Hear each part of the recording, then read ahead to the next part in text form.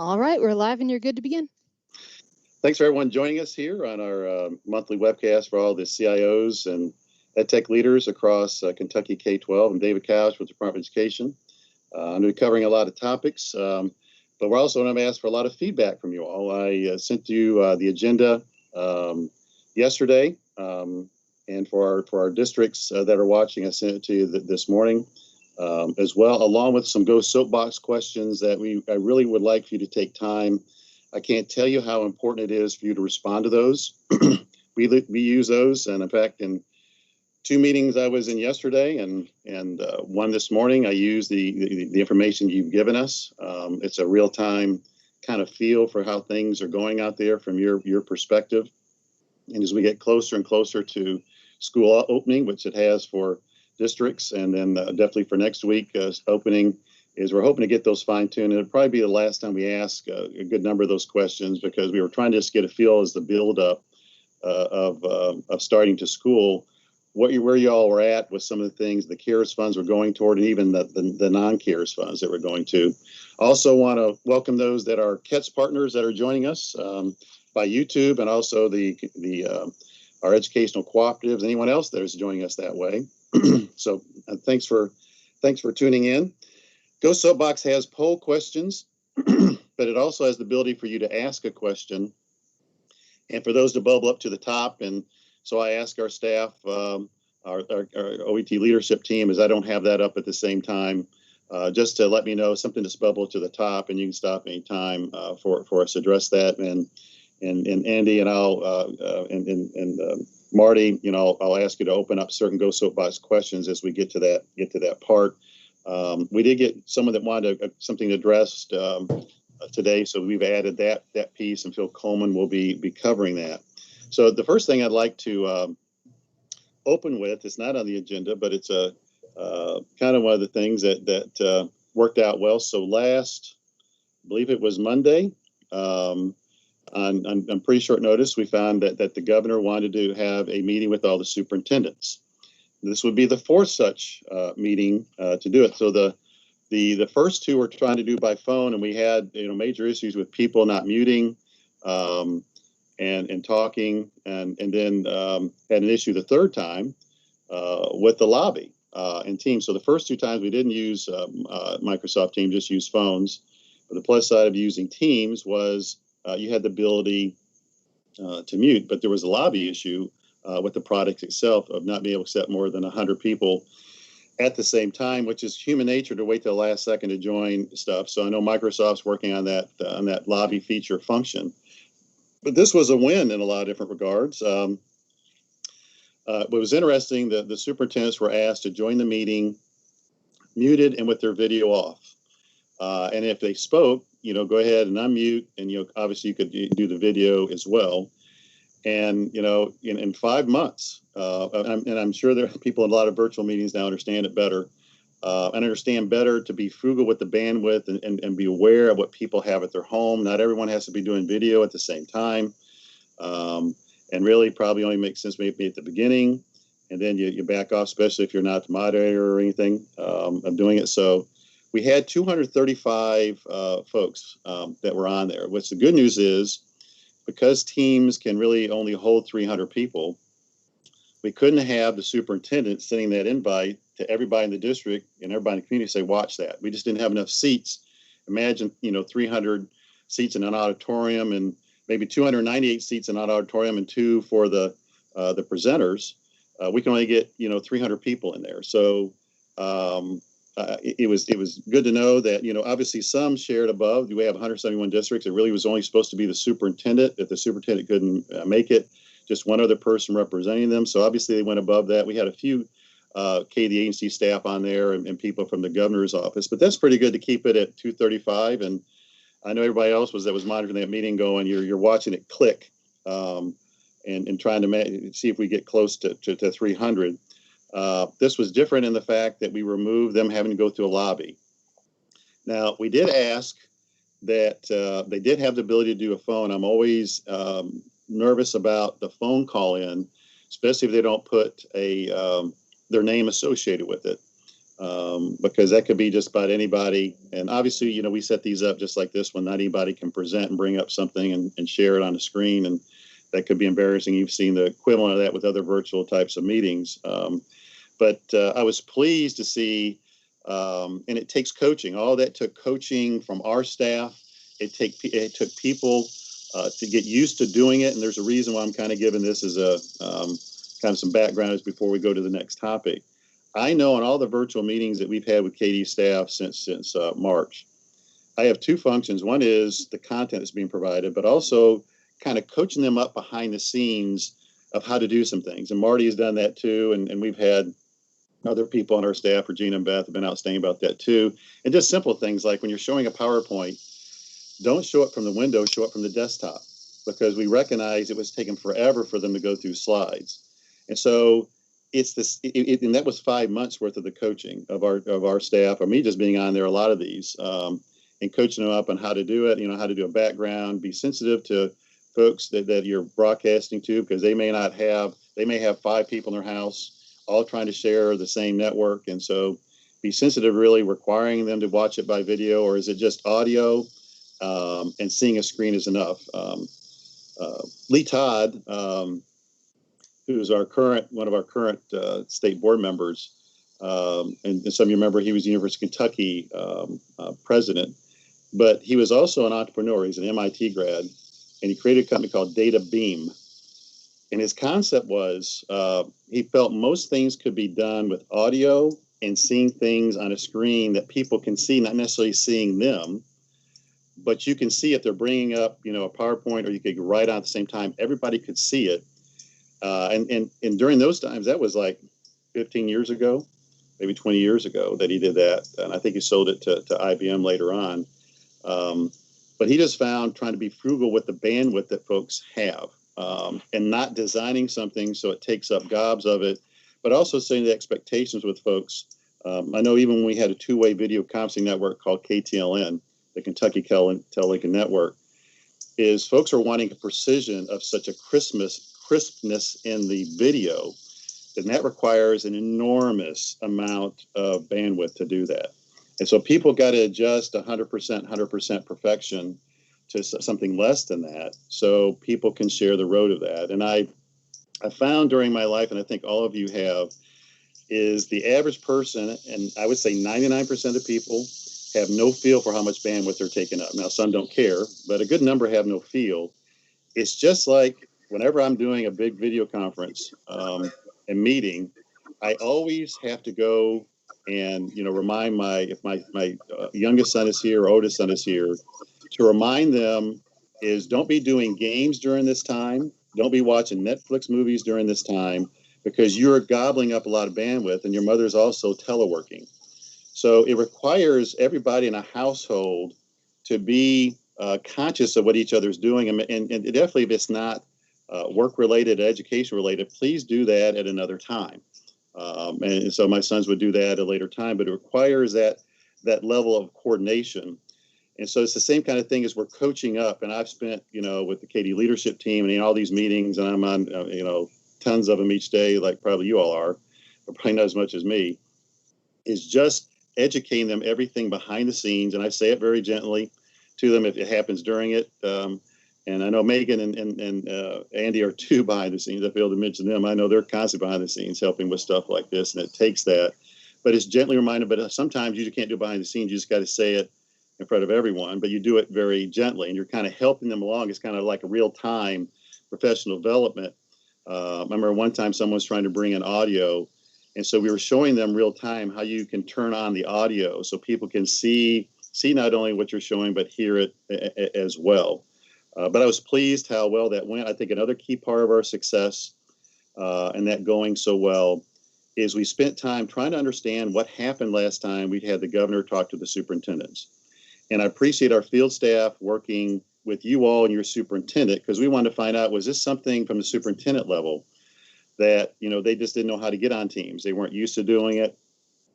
Was it something with the bandwidth that where they did it at their house, where they couldn't get on it? They didn't have enough bandwidth that they were doing it. And so what we really found out, and we also asked Microsoft, was there something happening on your end that would have caused this.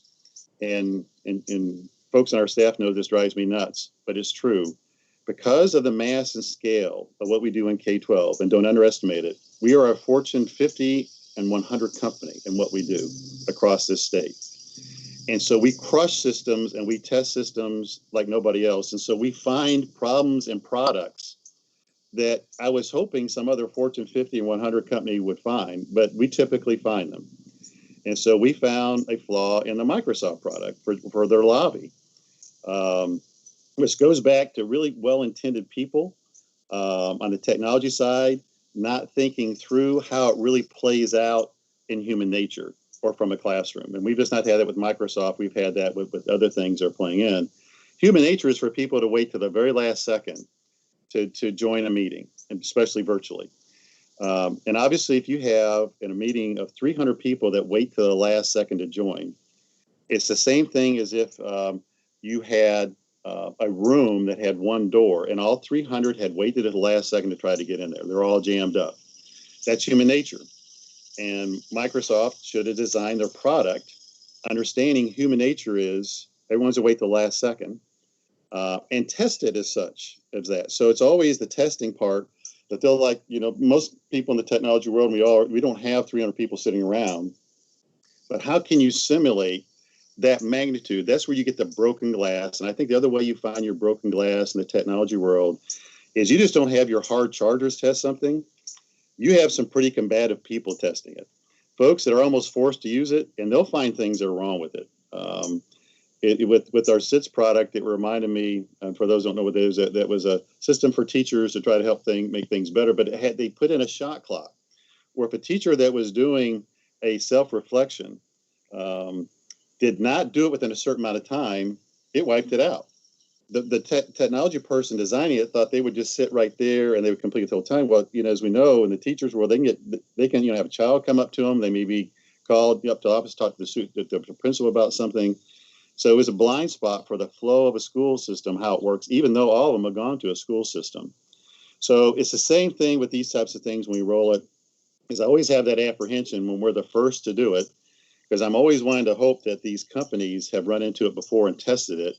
But to be honest with you, a lot of these companies look at their customers they're testing their product. They don't do it internally to the scale, and they count on companies like that to follow. And Microsoft knows I'm really anxious for them to fix this lobby function. So more than 100 people can get in at the same time. And the really bad part about it is, if you have 101, it can jam it up for everybody else that wants to get in later on. So that's why our lobby fixtures turned off. And a big part of our success that happened last Monday is that we turned off the lobby.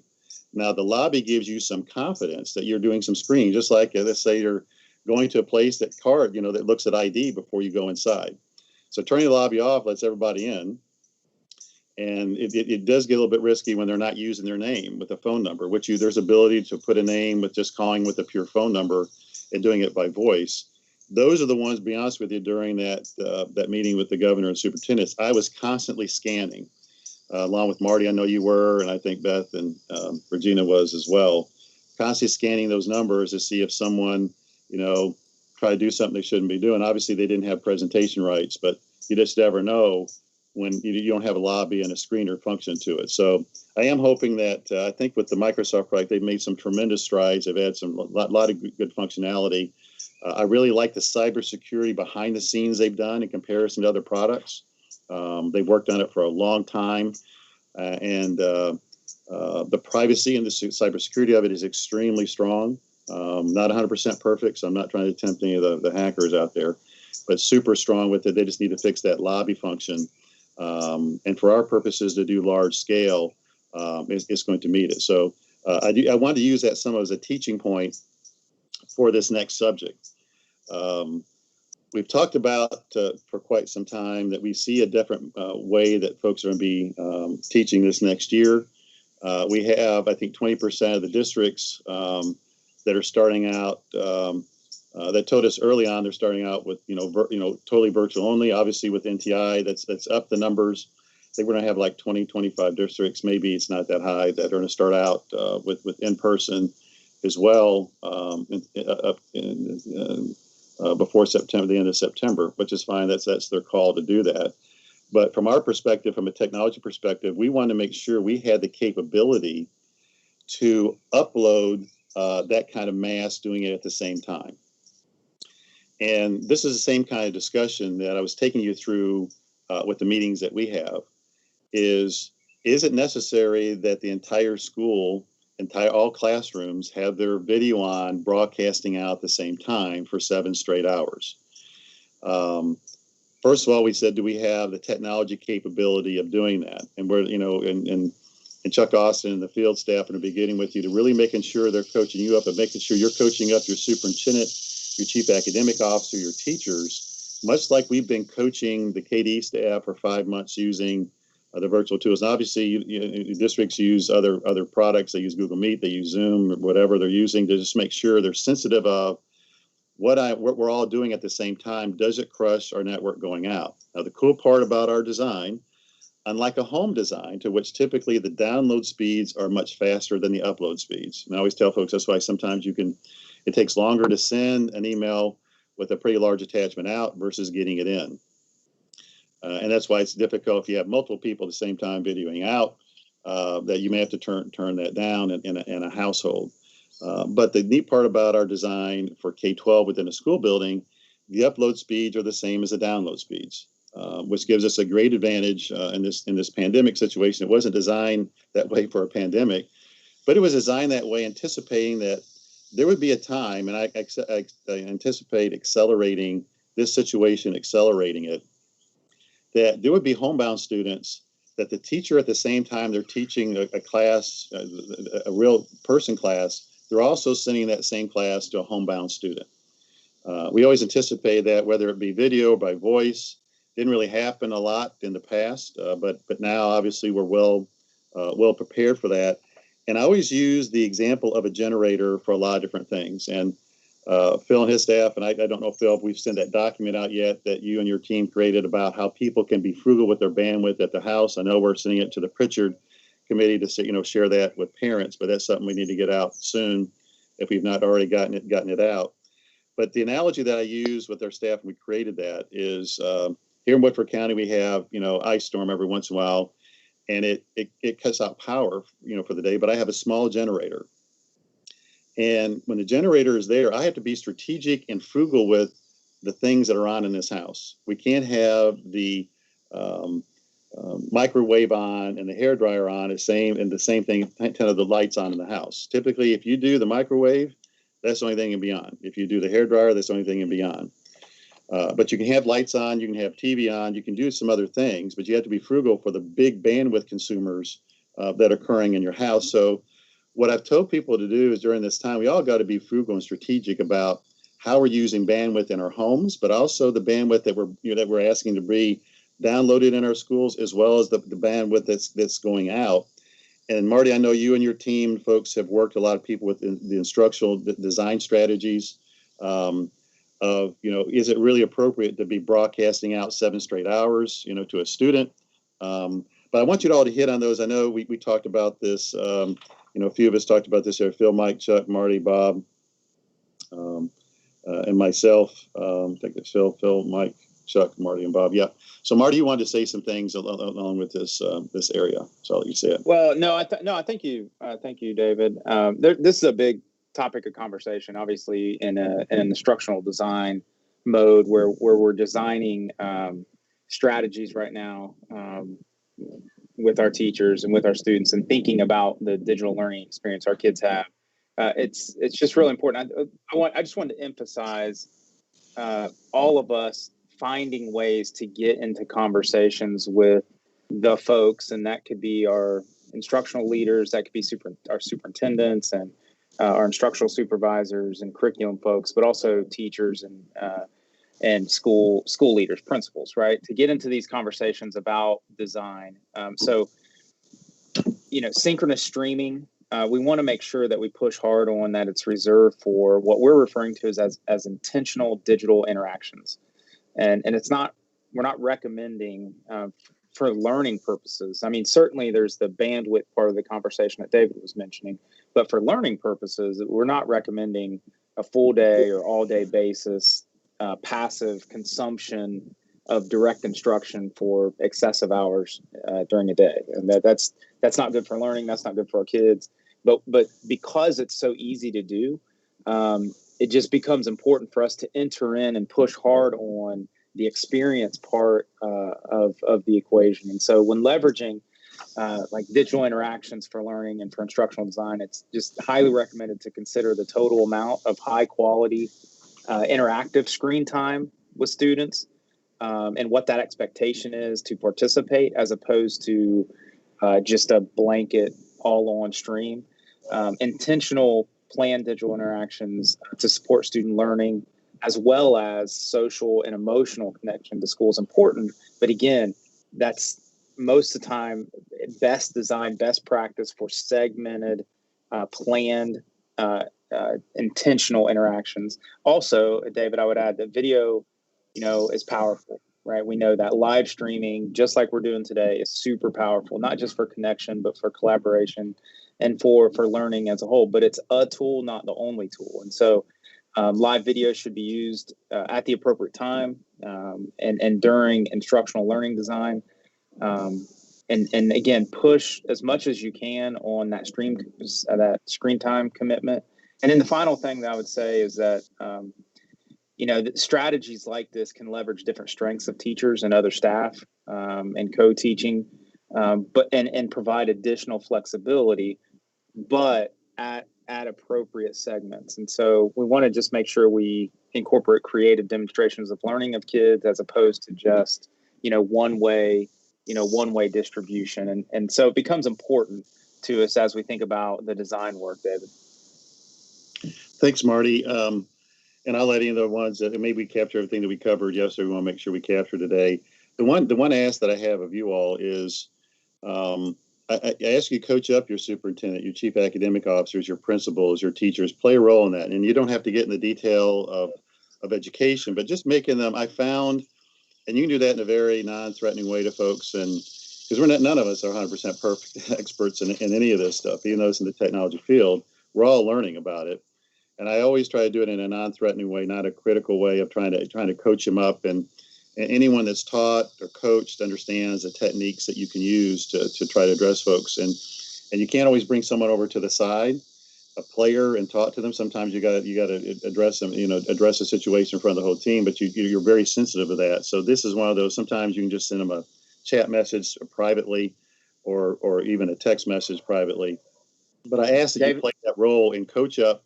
And if at a minimum, talk to your superintendent and your chief academic officer about this topic, and maybe they carry the ball with it, but really have an earnest discussion. So there's not unlimited. We got to be free with what we have. Yes, Marty.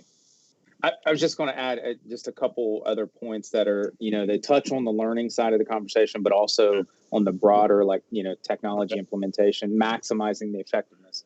And so obviously we want, from a consideration perspective and setting the right expectations, obviously our Wi-Fi needs to be top notch, and we, not having our Wi-Fi be that bottleneck, and monitoring that regularly to assess it. But also we want to make sure that we think about bandwidth prioritization in terms of learning as well. Very similar to what our entire state did, better than any other state during online assessment strategies, right? So we prioritized the types of bandwidth that we wanted to leverage the most with students and teachers at that time from an online assessment perspective. That was assessments. This is all about learning. And so think about that prioritization kind of concept. And then finally, just think through student experiences. So if we have students, and I want to, David, when you're ready to go soapbox question on this, but when we have some students in person, in our classrooms, physically in our classrooms, and some of our kids are off campus, we want to make sure that we think through that experience. So there's not a strong foundational reason for students inside of a classroom with a live teacher to also be streaming that video. We want to target that and prioritize, teacher, from an output perspective, download and upload kind of conversation that you just had, David, but also kind of prioritize our teachers sending out to off campus as opposed to the value or the, kind of the minimized value of every student also being in that same digital, or virtual session as well. So just a couple more points, and David, I'll pass it back to you. I did have a question. Is because I see Casey Woods asked a question here is, and someone needs to take a look at it. Are we getting responses for all the Go Soapbox responses? I just want to make sure that they're able to fill them in beyond what we currently have. David, they are all open, and we've got about 30 to 50 responses on all of them. Okay, good. All right. So maybe it was just stuck there for a little bit. So I would suggest, David, I'll go ahead and suggest if you filled out some of these questions if you could maybe just refresh or kind of drop your cache a little bit. And David, we were talking on the back end. We'll have a different strategy for next meetup. Okay. The thing says to log out and log back in. So just do that, because I do ask that you. We need you to respond to this. This is super duper important. So I'm willing to work through it even here live to help get your responses, because some pretty big decisions and things that we're doing will be based upon your responses. They always are. So we definitely want you to be able to get to these and respond. Is there anything that's come up besides just to Go Soapbox has bubbled up in a question? The two topics that I've hit upon for us to hit upon. Nothing has bubbled up from the social questions, David, and we are continuing to have more responses come in. So the questions are populating, or the responses are populating. Yeah. We always like it, but this one's really super important for you to spend time to do that. It'll be very, very helpful. Your voice will be heard by spending time with this. And obviously you can write, your comment too, so your voice is heard. It's always just so helpful. And I think that's been a big part of why we've been successful over the years. We're not 100% perfect, but we do listen and we do react beyond that. Now, we can't make 100% of people happy, but I feel we got a pretty good heartbeat of what's going out with our field staff, with these types of meetings, pretty real time, trying to see how things are going on out there. So I'll go on to the next topic, and then we'll go to a couple of the replies. Just like any time, if you haven't had a chance to get to it yet, go and circle back to it, because I really don't take a snapshot, final snapshot that I share with others of the poll result until probably 15 minutes after our virtual meeting ends. So you do have a lot of time to get on there and do it, so don't feel like it's passed you by. But I did want to spend time on these two topics. I've briefed the Kentucky Board of Education on it recently. I've had an interview with the Courier Journal very recently, the Lex and Herald very recently, the Pritchard Committee this morning, and a variety of other organizations and folks. And so there's a lot of interest, and I always use it as an opportunity to educate folks on 100% of our schools are connected to the internet. And I know some say, why does he keep on saying that? It's because in nearly every setting I'm still in, they say, what are we going to do about just not the homes, but to finally get the schools connected to the internet? And I am not exaggerating. It is 99% of Kentuckians, it's probably 99.99%, don't realize all the schools are connected still. And it's all the leaders across the state. When I say Kentuckians, just every leader. So you can't say it enough. And my disappointment in the Lex and Herald article that came out, even though I spent a lot of time with that writer and she did a good job with it, is I asked one sentence be written for the first time in Kentucky history that all of our schools are already connected to the internet. And it's not like I think she purposely kept it out, but it's not near as interesting. Or the editor wiped it out, or they forget about it. I did the same thing with the Courier Journal article. So I asked one thing just to say our schools are all connected, because we have so many people that don't realize that. And so it's important in the situation we were just talking about is the teachers, if that's the district strategy, can bring the districts can bring the teachers into the school buildings. And even though students aren't in there, they can actually teach from there and do a lot of things because all the schools are connected. So don't ever underestimate the incredibly high percentage of Kentucky leaders and Kentuckians, all with good intentions, that don't realize all of our schools are connected. You can't say it enough, and don't ever be embarrassed. I'm never embarrassed saying it. So every time I'm in front of somebody, I say it, because there's 99% of the people in the audience that don't know it. And I always remind them of there's X% of the districts that did have the ability to broadcast for the students, not for the general public, for the students out to out in their parking lots when they didn't bring them into school. But also I'm working a lot, and that's what the question's about. I'm trying to find out is this last mile to the home, where we're at and not at. So it is true that Kentucky has had a better handle on this, significantly better than the other 49 states. As most of you know, this is my, beginning my 29th year. And 23rd year as the Kentucky K-12 CIO. The next closest to me is 7 years across the United States. But I've always tried to keep up with, this home piece, because as a dad of 4 children, I always knew that it was a significant, overwhelming advantage for them to have internet access for their schoolwork.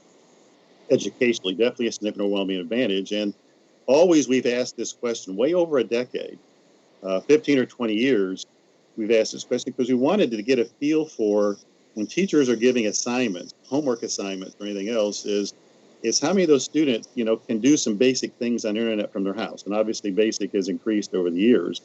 But some school-related types of things, not watching Netflix movies, not watching, the capability of bandwidth to watch multiple Netflix movies at the same time or play combat games, really basic things in a classroom. And even, if there's certain education related to YouTube, the ability to do that. And I've always been perplexed at my peers of other 49 states having nearly zero interest in capturing that. I don't know why that is. But now they're scrambling to try to capture it. NTI has also had us tremendously interested in this topic. So districts been collecting it, but when NTI started happening, and I know not 100% of districts run NTI until very recently, we found that they got very, very strategic and very, very identifying which students had it and what students did not have it. And I suspect those numbers got even better toward the end of last year and as you prepare to start this school year. We also, besides us asking you all, as you know, every October, November, December timeframe, we sent out a questionnaire, and we had 60,000 parents and students respond to it from the Department of Education. Those results have been shared with you. If you're not aware of those, put a thing there so we don't know. Have never heard of that. The field staff, just a reminder, sent out that family survey dashboard to everyone. If you don't think they've already seen it, but you gave the numbers of the homes that said they didn't have anything, which I think was like 3.2%. These are the homes of K-12 student in it, not all the homes in it. Or the 1% had to walk to the library, 1% had to walk to a closer home. So that was down to 5%. The state of Wisconsin, I don't know, someone needs to mute if it's not muted. So if everyone besides me could mute, because someone has it on that I can hear background noise. The state of Wisconsin most recently became the second state to really gather this information. And so the state of Wisconsin, if someone could kind of scroll down and see who's not muted, on our staff. David, we've been trying to find it for a while. I can't see anyone. Okay. All right. So I just asked those, and we may hit we call the mute button. We mute everybody, and then I unmute myself, which is always. Okay, good. Thank you. Yeah. The state of Wisconsin also did this and said at this time to begin the school year, how many do you not have with internet access capable of doing not the super high end stuff, but basically doing school related work to begin the school year? And theirs is 5%. Our numbers that we've collected for quite some time have always been between 9 and 15%. We always thought the 9% was a more accurate number because those are the responses where it just wasn't a estimate, where the district really didn't have a really formative or a formalized way that they collected. They were just kind of estimating what that was. We more so gave credence to those that actually asked the parents and the students, but also asked in a non-techno widget way. Never ask a parent, do you have broadband or not? 99.9% of people don't know what broadband is and isn't. Don't ask them how many megabits do you have. You got to ask it in a term. And the national organization took my advice, and so for these other 49 states that not ask it, they ask it kind of like what we ask it in a way. Can you do the following types of things? Can you do a classroom assignment using YouTube? Can you do the following simple things that tells them do they have capability of doing schoolwork, school-related types of things? So we've always felt the 9% number was the most accurate. This is before the COVID-19 situation. Obviously, $200 million was allocated that to school districts to address a variety of things. You had $174 million that was for a very expansive amount of items, including technology. And that's why we're always asking that question as you've gotten closer and closer to this. How many of you do you see that the technology is going to be, the money's going to be spent on a technology item, and more specifically, the last mile internet to the home and devices, which we're already interested in. But also you had $30 million that came from the governor's pot of money that came to every state. And it could be only spent on two things, helping with remote distance teaching and learning, and also to deal with feeding students. So that's why you see us so interested in this. And I know districts, Marty, through your design labs and your team's design labs are going meeting with superintendents and principals. Over and over, what happens is when those were just estimating the percentage, and this is a difficult part, anyone in a position, when you hear people don't have, and my staff knows I'm not a fan of some or many or most, those words. Most often I am a percentage person, if anyone knows me, and I'm going to say, what percentage do you best estimate some, many, and most is? An extremely high percentage of the time, it's a much smaller percentage that someone had in their mind. When they say many don't have, some don't have, most don't have, they're thinking it's 50%. But in actuality, it's 5 or 10%. And 5% is a much more doable number for most things than it's 50% broke, where you got to find a bunch of money. And then if you find a bunch of money for 50% broke and it's really just 5% broke or an issue, you've got a lot of money spent or allocated for things that's only a 5% problem, not a 50% problem. So it's important to really find out what it is and what it is not. We were just, there's an organization called Common Sense Media. They do a lot of good things, but they didn't base their results of their percentages on, they didn't ask the parents and students directly. They did include wireless access. They didn't only include it if you had a last mile wired connection to your house is the only thing that they included in their numbers. And we've always found through the years and through my time since 1995 up to now, I've always found parents of a K-12 student always have a higher percentage of their homes with internet access than the general population in that same exact area. These homes are finding a way, and we see it in 99% of middle schoolers and high schoolers, despite their economic situation in Kentucky, have a smartphone with internet access. Not 100% perfect internet access, not 100%, but they got a smartphone. 90%, 90% of Kentucky K-12 students have above third grade, have a smartphone with internet access. Besides being a father of four, I have four family members that are K-12 teachers, besides my mom being one. One's a third grade teacher in a very low income area. Every one of their students, every one of his students has a smartphone with internet access, every one of them. All my kids are teaching in low income areas. 100%, now this is not across the board for everybody, but 100% to over the high school level. I would say not the kindergarten level, my daughter's kindergarten teacher, but the two high school teachers, 100% in the low income area have a smartphone with internet access. Doesn't mean they can access it from their house. They may have to go someplace else, but they have it there. So my view on this is in this topic is Kentucky put a middle mile network in every 120 counties back in the 1993 and 95 timeframe. How do I know that? Is we have 100% of our schools connected to it. We've been using that middle mile network since 1995 for 100% of our Kentucky K-12 school districts. Now, has it improved? Has it beefed up? Actually, absolutely during that time. Since 2015, a second middle mile network has gone into every county. A very high percentage of that middle mile network is going along the same exact poles as the original one. So there's going to be at least 2 middle mile networks and usually a centralized location in every county. But I would say you can have 3 middle mile networks. You can have 10 middle mile networks in every county. The biggest challenge by far is the last mile. The last mile wireless, and especially the last mile wired. And it is an enormous challenge to put last mile wired into places where declining populations. It's an incredible investment by an organization to put last mile wired in a declining population because they feel they'll never get their investment back if they do that. Now, the really cool thing, and most of you know I'm from Eastern Kentucky. I grew up in Johnson County, but our family has had a family farm in Breathitt County for over 200 years. From my time I was 3 years old to 16, every summer, the entire summer, I was spent on that family farm in Breathitt County, and it's in the most rural parts of that county. We just got running water to it. Now, we had well water, but we just got running water to it, I want to say 5 years ago. It's not been long. However, we now have 3 wireless internet options to that farm.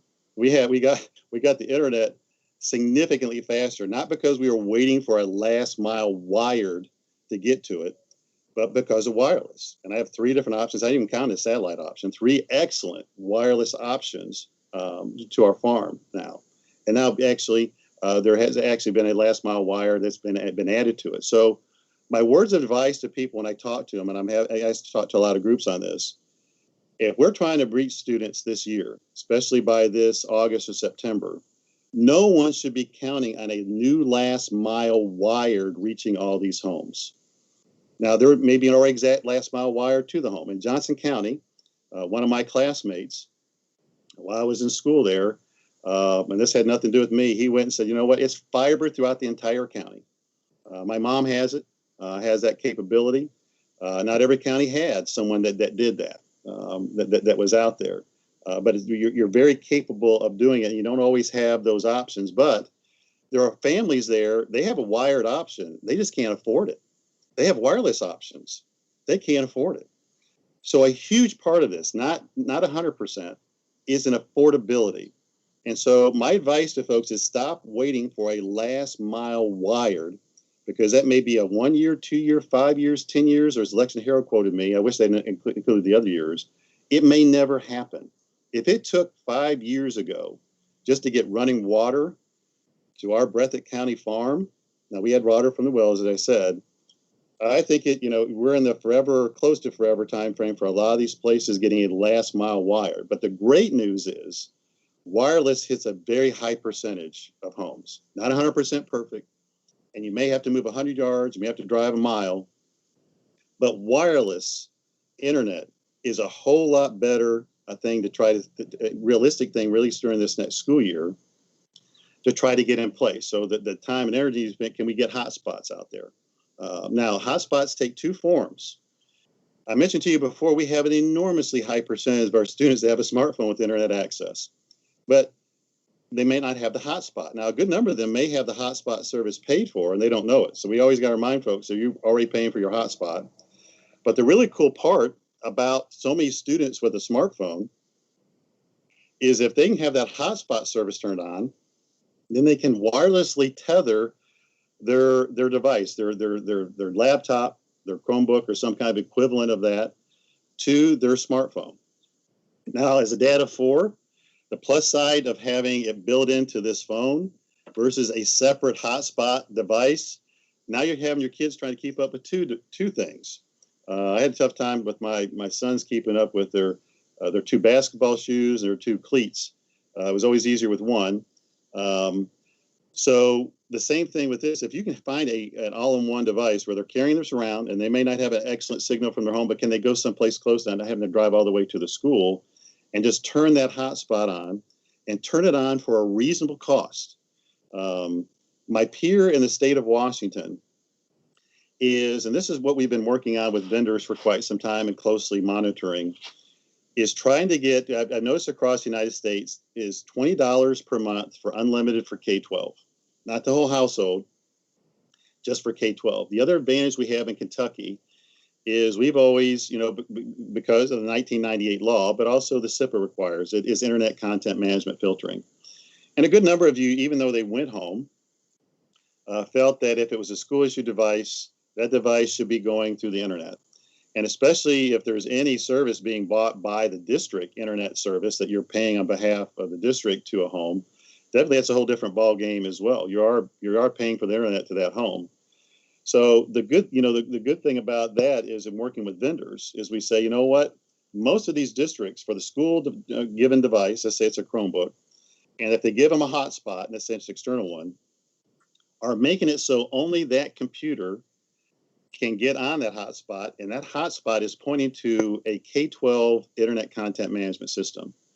So even if an older sibling says, "I want to get on your computer," let's say that older siblings in their 20s, or even an adult wants to go watch a bunch of Netflix movies or wants to watch a bunch of combat games or whatever, they will find they're really limited to K-12 content, and they'll quickly say, "You know what? I'm not really interested in getting on your device and your hotspot." Because it doesn't get to all the other things I want to be able to get to beyond what you can't get to for schoolwork. So it makes it much more appealing for a vendor understanding that to bring it down to a lower range. My goal in working with vendors has been getting it down to $10.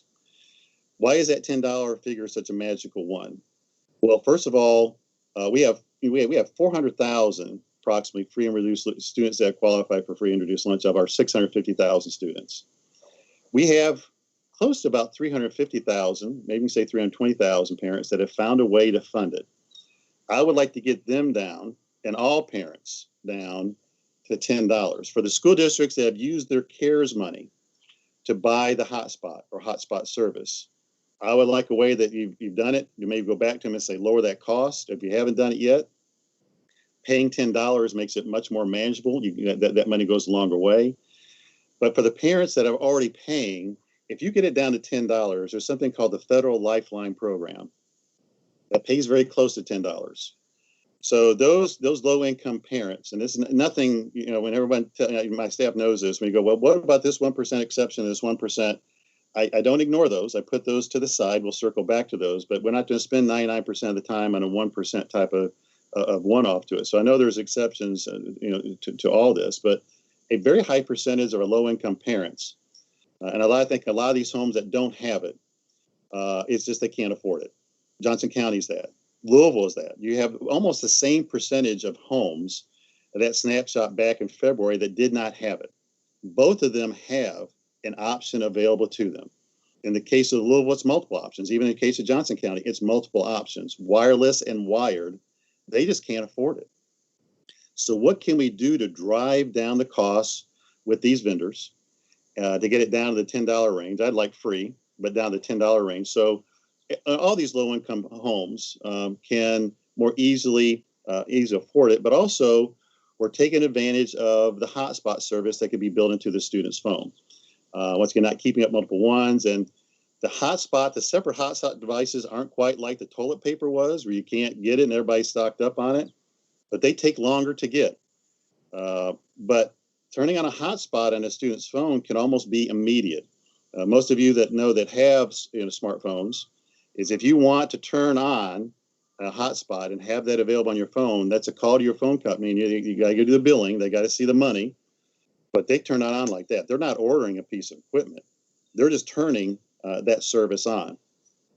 We're also seeing other folks help drive down these costs. Up in Covington, tremendous example of how you can drive down costs. But also part of their CARES money in Covington Independent Schools was spent toward this. They also partnered with some private businesses to help pay for the internet access for a year. I think it's like 400 students for a last mile wireless, or they have a last mile wired option to do that for them as well. 5 school districts also up in Northern Kentucky had Goodwill that was willing to pay for the last mile internet for X number of school districts. So we're trying to take a look at all the ways to do that, but also a big part of this component is the devices themselves. We have about 800,000 computers in Kentucky K-12. And to give you a scale of that, if you combine all of state government and all of local government together, we are 8 times bigger and have 8 times more of these devices than all of those. Yeah, thanks. United Way is the partner. Appreciate that, Casey. United Way is partner. The bandwidth we consume is 20 times bigger than the rest of state government, combined, and local governments combined. So going back to 800,000, we have 650,000 students approximately. It's a little bit bigger than that. About 100,000 K-12 adults. So we have better than a 1-to-1 ratio.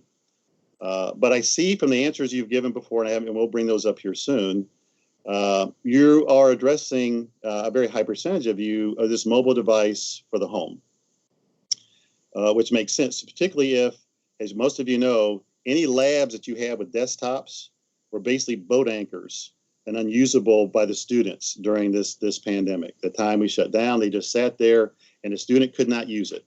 So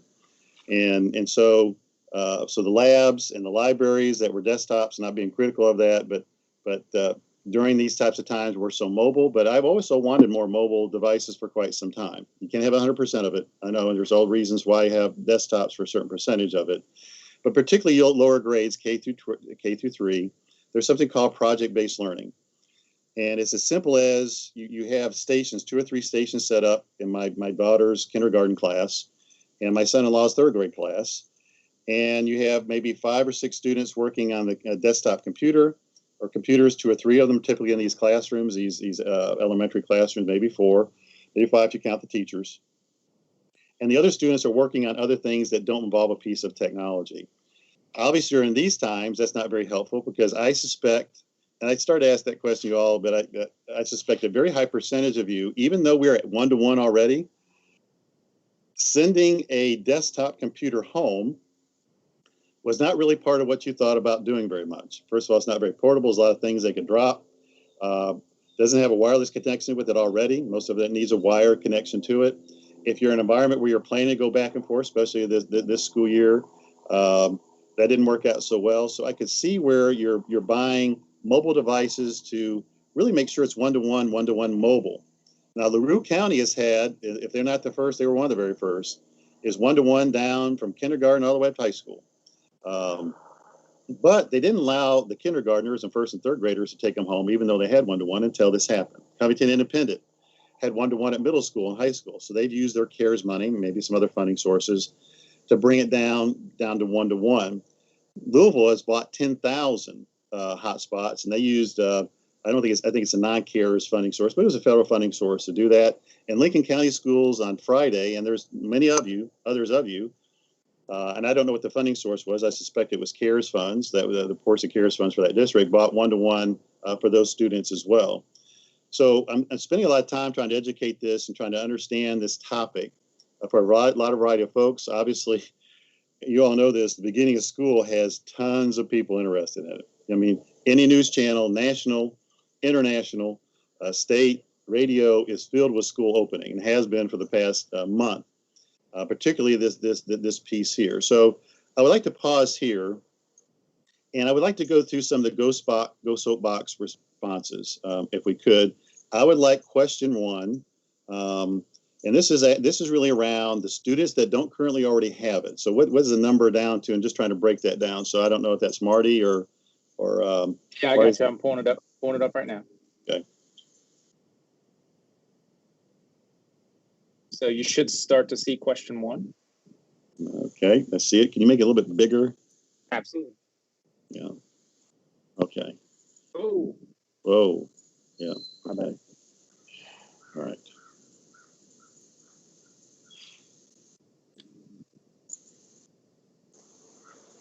So what we found with this, southeastern Kentucky has significantly worse percentages than the other parts of the state. It's not 100%, but even eastern Kentucky and northeastern Kentucky, the southeastern part of the state, we know has worse percentages. I'm pretty open about telling folks about that as well. So we give an average of it. Like I say, we've been using 9 to 15% for quite some time. And okay.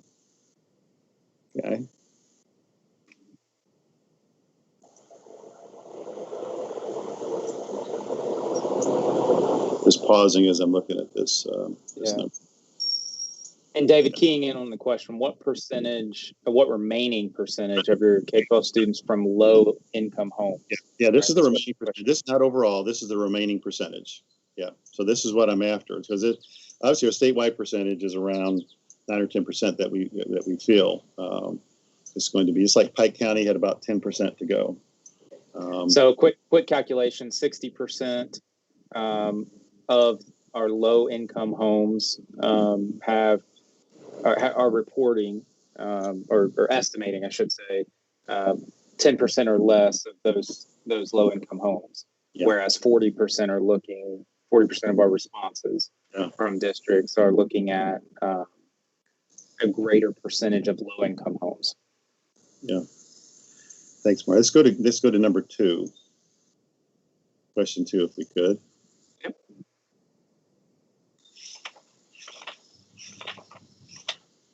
And this actually falls in really good alignment with what we would have expected.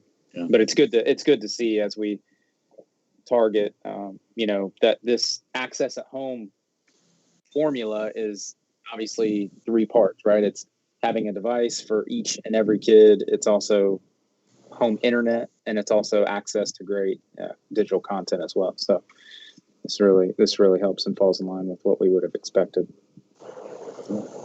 Thanks. If we just go to 3, I think that's where we're starting to get into the CARES expenditures. Yep.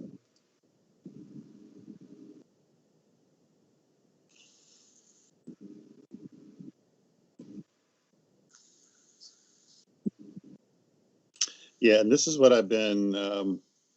This is consistent here. 80% say high or super high. Yeah. Right. Yeah. The other thing comes into play with this is the responses we got in field staff. I just ask if you've not already done it, send the family dashboard post, because a very high percentage of homes said they had it. Now the question would be that they're all stacked up at home and there's one computer and the school's not providing a device, and you have 2 or 3 students stacked up at home and then trying to share one. So that's where it kind of comes into play, or even the parent trying to get on there and do something. So, and like I say, all these is we wish we had 100% of 100% of 100% solution, but we're not going to have it. We're going to get 99 and try to find something for the other 9, the other percent. Yeah, Marty, what were you going to say? Well, one thing that we've been sharing in the digital learning design labs, and just working step by step, we definitely recognize, and we all know this is tough work. This is hard stuff, and we have to count on a lot of partners. And sometimes our partners are struggling and can't be responsive and reactive enough to our needs, and we're working through that. But this is really hard work. But just to say that it's from at least a belief statement or perception that this is high and super high for great number of districts. That's really helpful to continue to think about that target. Again, 1 device per every kid, not counting on sharing. We do know, David, that several districts have had to rethink a strategy where and have shared in the design labs where the original intent was to get a bunch more devices in from device partners, or Chromebooks or whatever, and because devices are delayed a bit, had to rethink that strategy and implement additional parent surveying to say, hey, if you have a device at home, we could certainly use those school issued devices for other kids at lower grade levels, and so kind of working a combination strategy there. Yeah, like I said, the family dashboard did not include the school issue device. So that's why we're thinking the number is pretty high when you combine those two. Let's go to question 4. I think this is the what we see by it.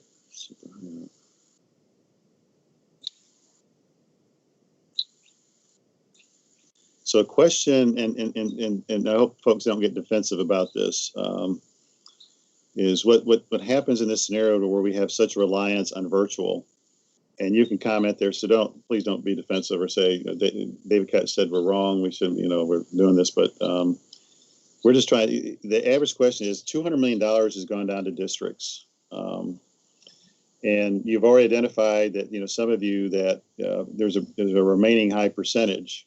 The question is always like, why did you not use your CARES money and seek? Not 100%. I know because I'm a percentage person. There are a percentage of homes, I think it's a really low one, that can't get any signal at all of anything. There's no last mile wire. There's no last mile wireless. But the question would be a person that can get that has an existing last mile wired or can get a last mile wireless solution like a hotspot through the phone or a separate device or even satellite. Why aren't that money, given it's $200 million? And I know there's a variety of other things, especially the GEARS money, is why is that not going toward that to address that? So that's the question that I get. And then it's always like, well, what are we going to do if the districts don't address that. And that comes up often as well for this. We estimate it's really like this 5%, 6% of all remaining students across the state don't have it. So what we do about, this last remaining 5%, particularly they're I would say 95, 99% of them are low income, and just can't afford it. So let me gather that in there. So the ones is, and we're not tracking it. This is the ones saying not on the radar screen. Is if you, and I can see that if it's already been provided, but if you had someone provided, the question will be, and be honest with you, there's and this, there's not a high percentage of parents that call, but they call, and I know one particular county that's close to where I live, they are not funding with any of the CARES money, the last mile to the home. And so, the parents are, complaining to a lot of different folks, well, all this money was given for this purpose, they're not using it, I can't afford it, which is the two issues I talked about before. What else can I do to try to get internet to my home for my child, given this high reliance on the virtual? Because I'm not saying that in a critical way. I'm just saying what I hear, spending an enormous amount of time on this topic. Let's go to the next item, if you could. Next question, Marty.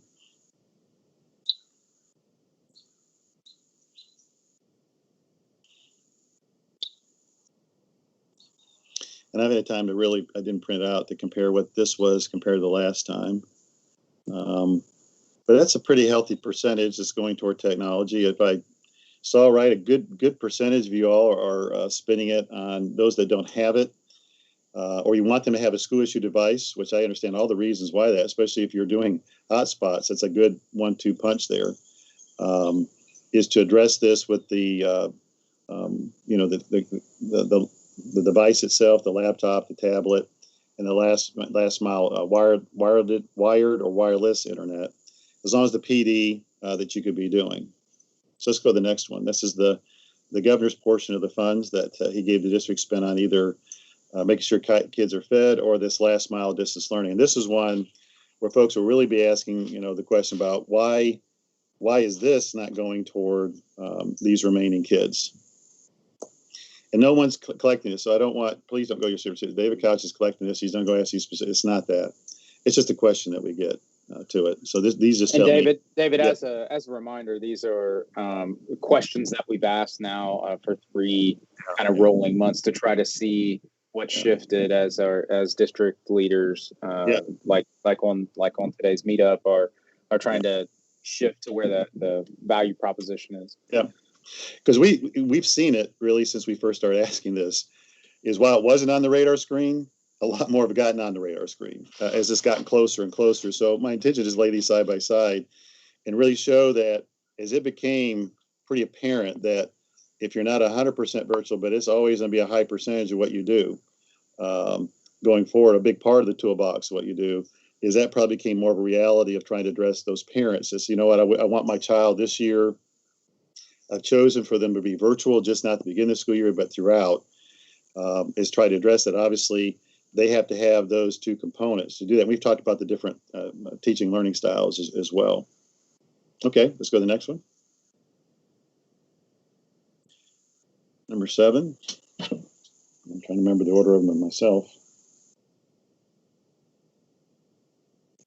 Yeah, so this has given us a feel for it, and we know this is happening. So for obviously those are starting all virtual, and we call this, I think it's NTI version 2.0. Really, the intention is to hopefully it's been made better and higher quality than we finished the last school year with, and obviously you finish the school year, going to have drop off of people not showing up, even if it's in person. But I know a lot of time and energy has gone into make that a better experience.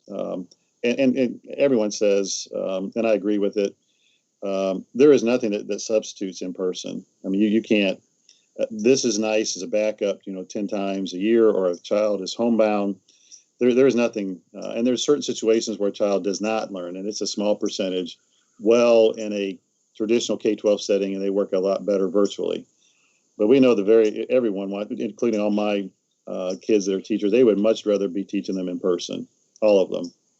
I mean, there's this rivalry, especially the kindergarten or third grade teacher that's just such an important thing. So this is no easy response to this. So that this is helpful.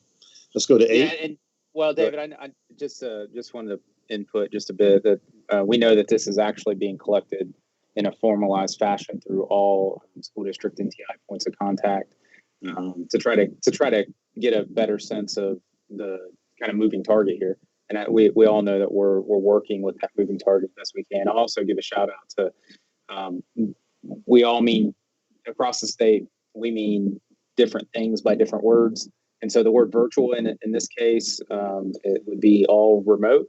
And we also know that, they're blended learning in general, we all refer to as in-person and digital kind of feels. In this modeling case, we've also referred to it as hybrid scenarios or scheduled kind of rotation. So it's good to see, at least right now, where 76 responding district leaders are seeing their district right now. And we know that this is a moving target.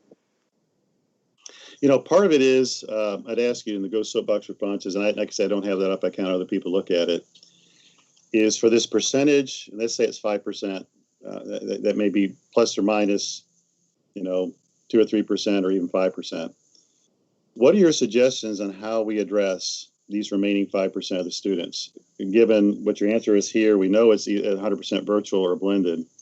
What are your suggestions on how we address this? For the last 5%, but also I would say for the percentage of parents that are paying these. Like I said, my goal would be getting it down for all low-income parents. Ideally all parents, but low-income parents, to get it down to a low cost for this next school year, and finding, like the Federal Lifeline program is one that brings it down. But I'm trying to think of ways, because obviously we want to have this here. We know there's no 100% perfect solution that comes right to the house. The child, even with a hot spot, may have to drive or walk a distance away to use it. None of that's perfect to do it. So, but if you put that, would give some suggestions to something that for ideas that I could have and consider, ponder. Let's go to the next one. This will take us into the next session to just kind of get a status on where the CARES money is that the state shared services for this. And I know, Dee Dee, I think these next two are yours. But it's just not yours alone. Obviously, this functionality crosses around the instructional side as well, and I guess Marty as well. So Marty and Dee Dee, you don't have to have a comment. Is there any comments to this as you look at it? I'll tag on to what Marty said. And, when we talk about blended learning, we talk about a lot of different things. But this blended learning functionality that Infinite Campus has added is required for this year. So the fact that we have a lot of folks that have not set up, or it's not David Couch's office requiring it, it's actually Robin Kinney's. And the reason for that is, we're actually going to be calculating participation this year and going to have to share that information. And some of you probably know that in the past, NTI has been reported at the district level to David Cook's group, and it's all going to be pulled from Infinite Campus this year. So we really want to make sure that this information is, understood, that folks are setting it up in Infinite Campus, and even starting virtual. The blended learning setup needs to be done before the first day of virtual classes or any classes, because it allows you to switch students from a remote. We refer to remote because that virtual word gets complicated because a lot of different people have different mindsets on what that is. But they're not in the school building, they're remote, or they're in the school building. You have a combination of both, that students are doing both things, or that your is actually going to send the information to that information so that you can get the information in the system and switch these students back and forth as the time is needed. And David Cook, is with the Office of Continuous Improvement and Support. His group's been very, involved in this. This is the way they've decided to collect this information. So I think we've had some offices work very closely together to make sure that they're communicating out. The blended learning training session that we put on last week for Kentucky school districts was very well attended. We had over 400 participate. We've shared the video. We've shared the Q&A from the video with folks. You've all been on that distribution list, so please help us get that word out. And Dee Dee, I would. When you said interested, share with folks that are interested. I think the legislature is interested in these numbers, so it's just not folks in the department. So I kind of wonder how that's going. There's a lot of folks outside the Department of Education that are interested in, since we're not doing attendance participation. And so, Dee Dee, you would expect that to be 100% yes. Yes. Yeah, I really did. But I also understand that that's not necessarily the right audience. In some cases, CIOs aren't really involved in the Infinite Campus setup. You've got your counselors working with your Infinite Campus system admin. So I'm not, super concerned that the numbers aren't because I think what you mentioned earlier, Marty, is the fact that when you think blended learning, sometimes they're thinking of something different. And because of that, they might have not have answered the question the way it was intended. I try to always include Infinite Campus with that blended learning because that is the core product functionality that's been introduced. But, some of you already had blended learning environments and you're already using that word for something else, and it can get a little bit confusing. So hopefully this is just an indicator that maybe we aren't completely clear. Well, I'd also say you need to talk with your superintendent. I think a key role of anyone identified as a CIO is just not you handling the operations of the district and the money part of it as much to be involved, is you're communicating with your C-level peers along with your CEO, which is the superintendent and the chief academic officer. So this is happening. And the reason I say that, in superintendent meetings, this is probably mentioned in 50 or 60% of them, this concept and right. what we're doing. And the questions are asked that your superintendents are involved with. And so this is something you need to get familiar with, because they say this would have been expected to be a much higher percentage of you knowing about it, and definitely not saying no since it's required. One of the ads from an EdTech leadership perspective is just the understanding of where we are in Kentucky. And it is worth calling out that we are pretty mature in this conversation based on the programs that we've had in place, based on the structures that we have in place. And so instead of relying district by district on, come up with your own kind of reporting system, we obviously have that through a statewide shared service. But the EdTech leadership moment, I think that several CIOs who are on the call today have shared with me in conversations, and all of us with our superintendents, is that from a minute by minute approach of what we used to think about for school structures, that at the school level and school district level, that minute by minute calculation, that still matters. That's important. But in terms of students, individual students, what we refer to as butts in seat, your butt in a seat for how many minutes, that doesn't matter right now. So that complete idea of attendance in terms of student by student attendance, we're setting aside for right now, and we're totally focused on our students participating and interacting with teachers in a learning mode week by week.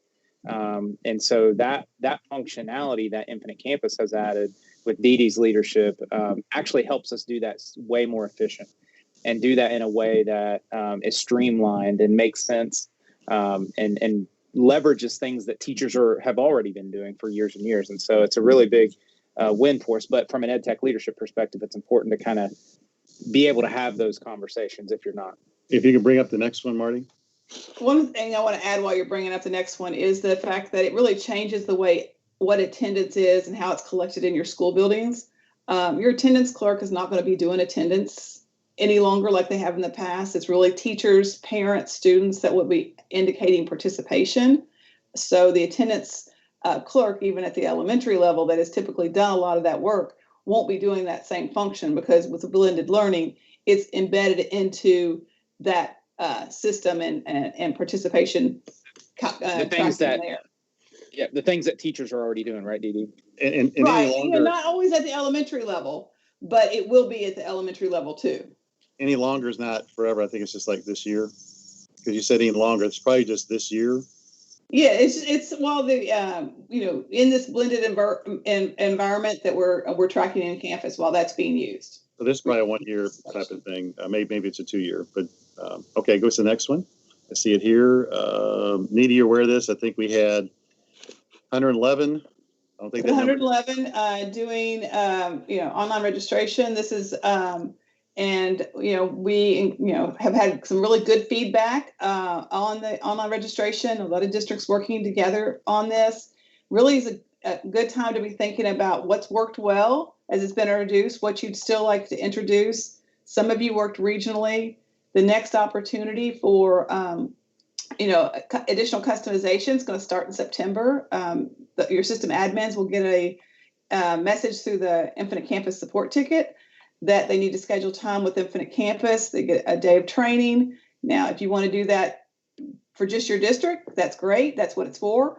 But if some of you that have worked regionally or worked with another district to try to work through the setup with with one of your peers, that works too. Infinite Campus will support doing the training for a number of districts at the same time if that's preferred.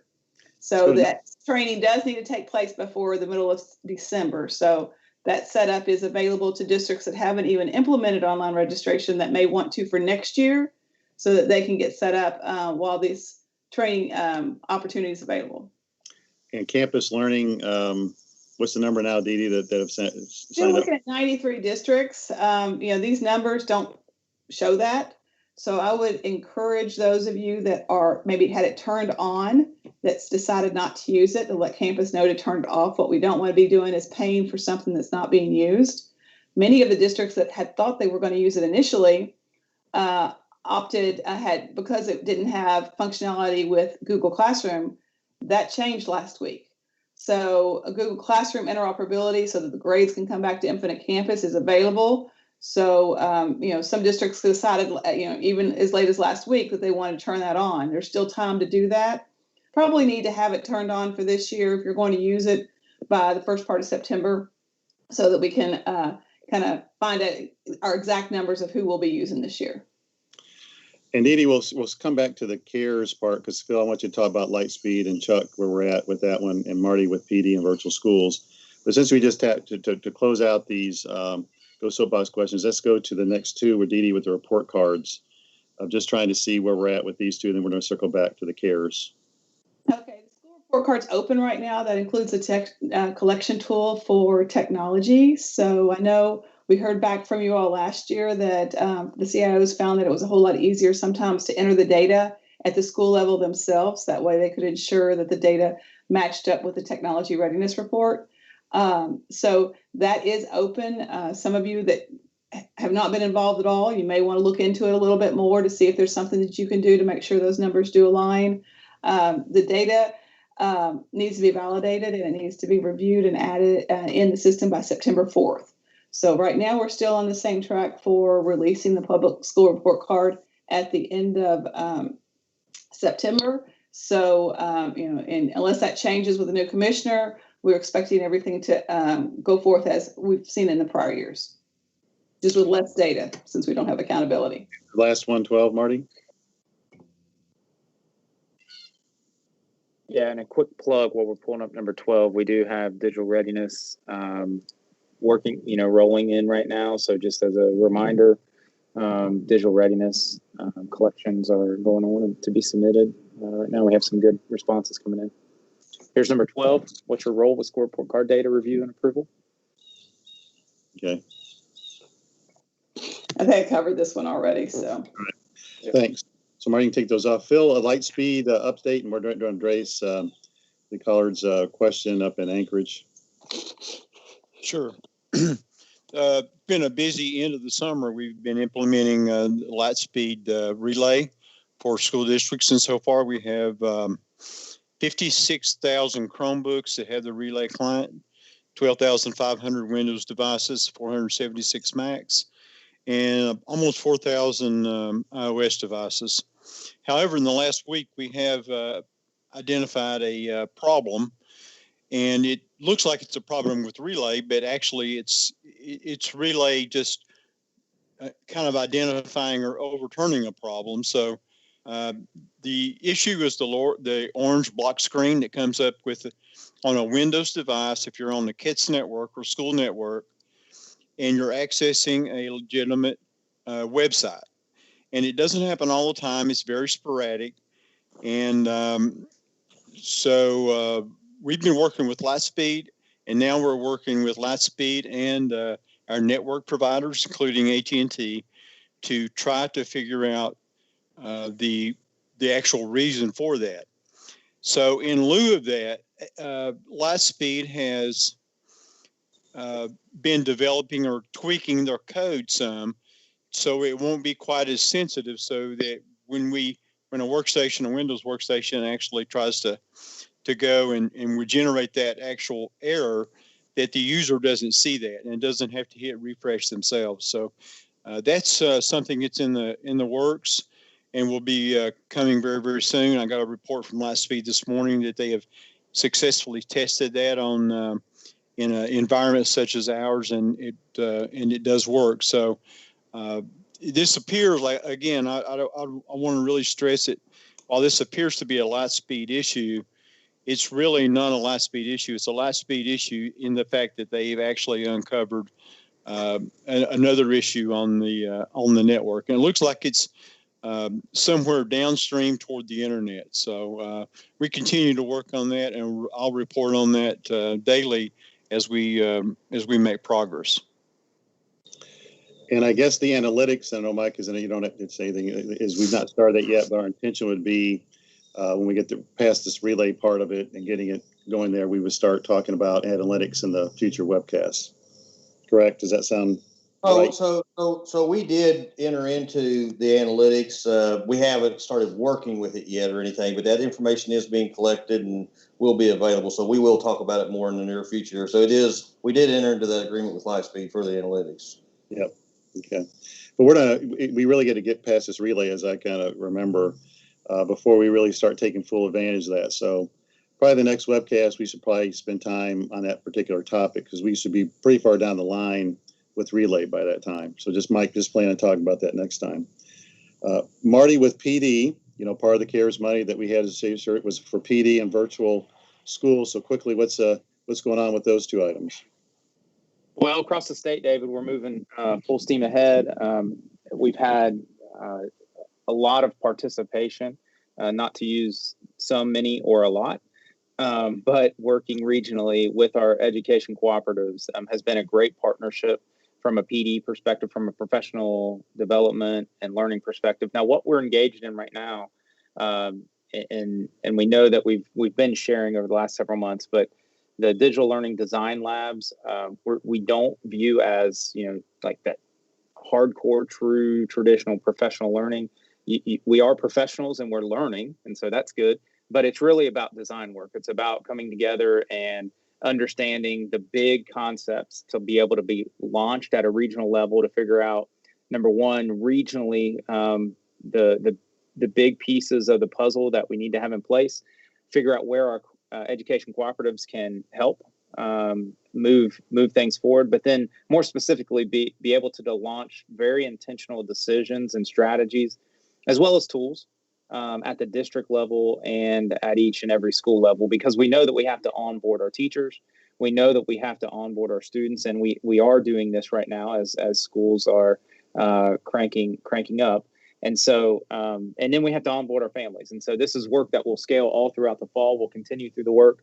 If you've not had a chance to check out the workshop approach or workshop information and site that we've put together, we'll make sure it's really important to understand these 4 big strategies that we're after. That's access at home. That's understanding that we have to have the people in place, and then all the way through what a digital learning experience should and could look like. And so there's a lot of strategies involved in there. But from a professional learning perspective, we're moving full steam ahead. And so we also have, David, which we've mentioned on last month, we mentioned the Digital Learning Coach Stipend Match program that we are almost across the goal line to be able to send the details out on. We have the financial structure for that in place and almost solidified in order to be able to share how to actually execute on that. But our commitment is to target an amount of funding that each and every district can leverage that role. That's that real-time professional learning role. is what we're after. And so, David, that's a quick update. Thank you. Last item we have on the agenda is to talk about the cybersecurity health check. We're required to do that once a year. Bob, I don't know if you're still on here, but I know for the Department of Education, Bob, you're to have that to me by Thursday. I know we do the same thing requirement you all do. So just a reminder that that's due by the end of August if you've not done it already. I know you've not been doing anything else this summer, I guess, but still a requirement. And I think we have a lot of good news to share with cybersecurity, even though we've had 5 or 10 times more attacks on K-12, particularly Kentucky K-12, since the beginning of COVID situation, which we've held up pretty well. I know my peer in Washington State, which I was talking to last night about the other issue I was telling you about, Internet Access Home, was spending all day yesterday with a cyber attack that impacted a good portion of their districts across the state. Bob, is there anything else you'd like to share with the audience I haven't already covered? Sure, David. Just real quickly, I will want to remind folks that while there's no template that needs to be filled out for this report out to your board, that I did send something out via the KEs a couple of months ago when we first began reminding folks of this. If you didn't get that, or if you're brand new to the job, or if you want a reminder of that, just send me an email and I'll be happy to send something out to you that kind of goes through some of the things that you might want to consider adding to the report out to your board. And I'd be happy to do that. There have been increases, as David says, increases in the attacks for Kentucky. And they're not just like increases like 5%, 10%. These are hundreds of percent in terms of the increases of attacks that we're seeing in phishing and things like that. Some of them related to COVID-19, trying to get people to click on emails and things like that. So please be kind of educating and warning your folks not to click on things that, frankly, don't look 100% legitimate, and even then, always be a little cautious. So that's it for me. Thank you so much. Phil with M&Ms. Phil, is there anything else you want to say? You're just showing off your M&M man. Just showing off his M&M. Just hanging with my friend. All right. The M&M guy. So for those that are watching Go Soapbox, we're through the agenda, but I want to make sure if there's anything that bubbled to the top, I'm not looking at it. Is there anything that we need to address? Obviously, we'll talk, I'll see them all, that those that are closely looking at Go Soapbox for me, not the poll questions, is there anything that bubbled to the top that I need to address before we sign off?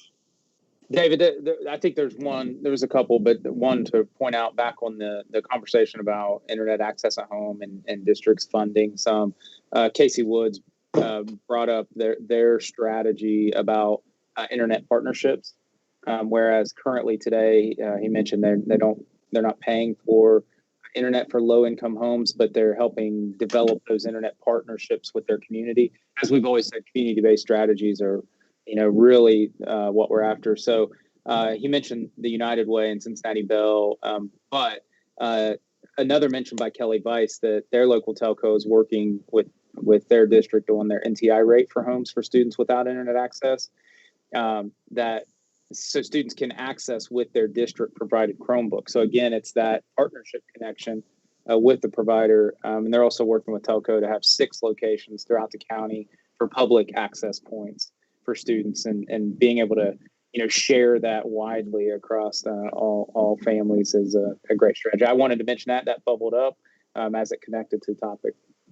We've had, and that's why we invite our CATS vendor partners to these webcasts to listen in, because they're a big part of our overall success. Obviously, the key part has been the districts and then the KD staff working together well here, but our vendor partners have well, and our agency partners have. And I really do think, without saying, is we have that going better than far any other part of the United States, which I think has contributed to our sustained success. And that's 100% perfect. But during this time is we really got to put pressure on it. And just so you know, from the Department of Education level, we are really trying to encourage our vendor partners to get to do something in all parts of Kentucky to drive costs down and to make it a low cost. If the district pays for it, it's a low cost, or the parents paying for it. I can tell you those efforts are full court press. And whatever you can do to add on to that, And so they hear your voice, and don't underestimate the voice of one person making a difference. A lot of times it just takes one. Don't ever underestimate yourself as saying, well, I'm only one person. A logical, persistent voice can make a difference. And so all these voices together, encouraging our vendor partners, encouraging some of these charity organizations to help us drive down these costs, to help pay for it, along with the other funds that we've been given. The CARES funds definitely come into play to helping out X number of districts, along with other things. But that is really tough on the radar screen of a lot of us during this time. Is there anything else you see that bubbled up? Well, if not, I'll be hanging on here for 15 minutes or so, like I normally do. For those that want to hang out, we will close out the formalized part of this by saying thanks for joining us. Hope you're having a good run and go as best you can during this really unique situation for the next school year. And we look forward to being in contact with you in this month and seeing you next month. Take care.